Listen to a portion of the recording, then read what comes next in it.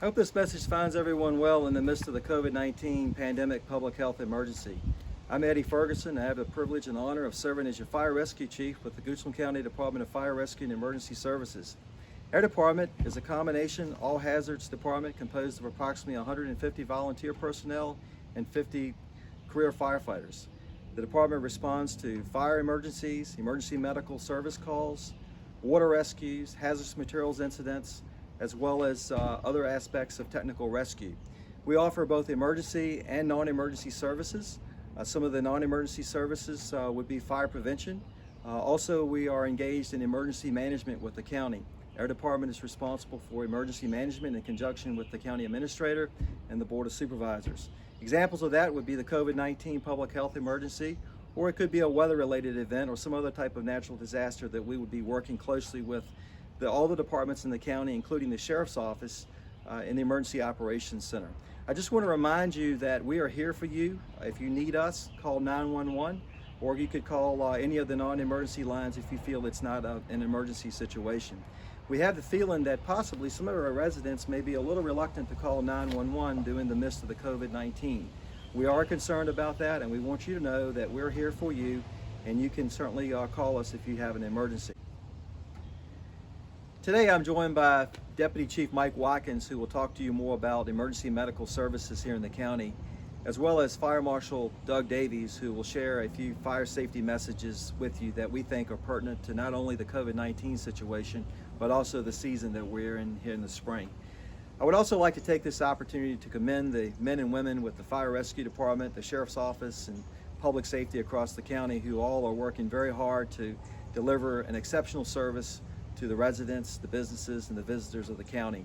I'd also like to take a moment just to thank all of our citizens and our businesses for their overwhelming show of support for fire rescue and public safety during these challenging times.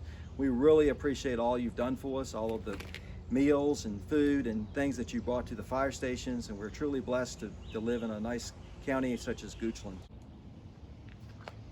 Hello, I'm Deputy Chief Mike Watkins of the Goochland County Fire and Rescue Department. Today I would like to talk about the importance of calling 911 for emergencies. First off, 911 is your lifeline. It is our connection to you in the event of an emergency. It is important to not ignore the signs of an emergency. If you're having shortness of breath, chest pain, difficulty breathing, weakness, paralysis, or have a trauma with major bleeding, you need help. We want you to call 911. Our dispatchers are trained to identify these emergencies and get you help in a quick and efficient manner. Goochland County Fire Rescue understands that there's a lot of hesitation for summoning help in the midst of the COVID-19 crisis. Rest assured that we're taking every step to protect our citizens, our patients, our providers, and the community at large as we respond to emergencies. It's vitally important that if you are having something that could be life-threatening, like the emergencies I mentioned, chest pain and shortness of breath, for example, could be signs of a heart attack. Weakness or paralysis could be signs of a stroke. These emergencies, you have minutes and seconds to act to avoid irreversible damage. So we want you to call 911 so we can get assistance on the way. Our dispatchers will also coach you through emergency steps to identify these emergencies, as well as render care to include CPR and control the bleeding in a major trauma. We are here for you. Please reach out to us. Emergencies happen anytime, anywhere. A fire can grow exponentially every minute. Chest pain or stroke can rapidly deteriorate into a much more life-threatening emergency. If you're experiencing these, if you're seeing a fire or smoke where it's not supposed to be, if you're having chest pain and shortness of breath, call 911. Goochland County Fire and Rescue is here to serve you, our citizens, and provide the best quality service and care possible. Thank you. Hi, my name is Doug Davies. I'm the Fire Marshal for Goochland County. With warm weather coming, I wanted to talk about proper disposal of cigarettes. It is the time of year when people are getting outside more, and here recently in Goochland County, we've already seen several fires related to improperly disposed of smoking materials. So I wanted to take a moment and discuss that with you. If you smoke, please take a few safety precautions that will help keep you from becoming a victim of a fire. If you smoke, please do not put your cigarette butts out in a flower pot. We see a lot of fires from people putting their cigarette butts in plastic flower pots. Flower pot catches on fire and ends up catching the deck or the front of their house on fire.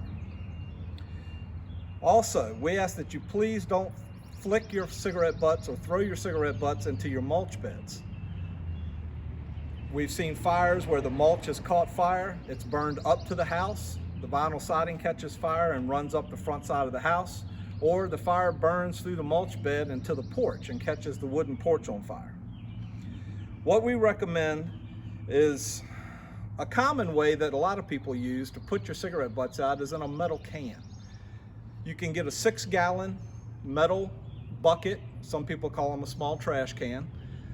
You can put a lid on it, the lid fits tight.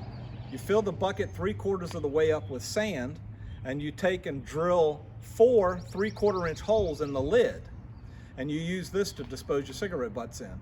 It's pretty cost effective. And if you look on the Google and ask how to make a homemade cigarette disposal container, it'll give you step-by-step instructions on how to make one of those. There's also several commercial devices out also that you can purchase that you can sit near your home, and it will help keep the fire from spreading. It contains all the cigarette butts in it. But you got to remember, when it comes time to empty these out, you need to make sure nothing but cold cigarette butts go into the trash. If you smoke in your home, please use a stable ashtray. And when you clean the ashtray out, same thing goes. Only put cold cigarette butts into your trash. We ask that you please do not smoke in bed. And please take care not to drop your cigarettes into your sofa or your chair. If you feel that you're starting to get sleepy or tired, please properly dispose of your cigarette before you fall asleep. And lastly, we would ask, if you have people in your home that smoke and they also use oxygen, please don't smoke in the house when the oxygen is in use. And always remember, if you throw that cigarette butt out the window of your car, 1, you could be found guilty of littering, and 2, we do see brush fires from this, especially along the interstate when people flick cigarettes out the car window going down the road. So just a few safety messages to get out to you. Think about what you're doing. A little bit of cost and a little bit of effort, you can safely dispose of these cigarette butts. If you have any questions, feel free to reach out to the Fire Marshal's office and we'd be happy to help you. Thank you. Wanted to take a moment and talk to you about grill safety. It's the time of year where we're going to break the grills out and enjoy the summer. We're going to talk about propane grills first. All grills, propane or charcoal, should never be used indoors. Always use them outdoors, and always keep them a minimum of 10 feet away from your house or your porch railings. Remember, keep your children and your pets at least 3 feet away from your grilling area. And make sure you keep your grill clean by removing all the grease off the grilling surface and also emptying and cleaning out your grease trap underneath. Try not to overload your grill with fatty foods.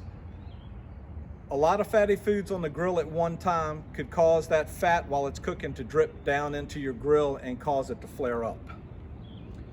And always make sure when you light your grill, your gas grill that is, that the lid is up.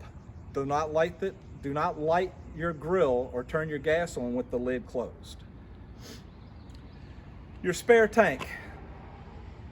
Definitely do not store your spare tank underneath your grill next to the tank that you're using. A lot of grills have a little shelf there, and I've seen people store those spare tanks there, and pressure could build up from the heat and cause the relief valve to pop, and I've actually seen when the relief valve pops, fire comes out like a torch from those tanks. You need to periodically check your gas grills for leaks, and you do this with a half soapy and a half water solution. and you rub it onto the hose, and if you get any bubbles, you've got probably pinhole leaks in your hose and you need to replace it. Rub it along your fittings. If you get bubbles, your fittings are loose and you probably need to tighten them up. If you use a charcoal grill, only use charcoal grill starter fluid. No other flammable liquids to start your fire. Store your starter fluid away from kids. You don't want the kids to be able to get to that. And when you're finished grilling, make sure your coals are completely cold before you dispose of them. And finally, never ever leave your grill unattended. Now, with that said, I would like to finish with reminding everybody, don't forget to test your smoke detectors. And if you need help with this, you can call the Fire Rescue Office and we'll send somebody out to help you with that. Also, we want you to feel comfortable in these times right now that it's okay to call us to come out for these types of things, because we're going to take steps to make sure that we're protected and you're protected. We'll wear masks, we'll do whatever we need to do to make sure you're comfortable with us to come into your house and check out your fire protection systems.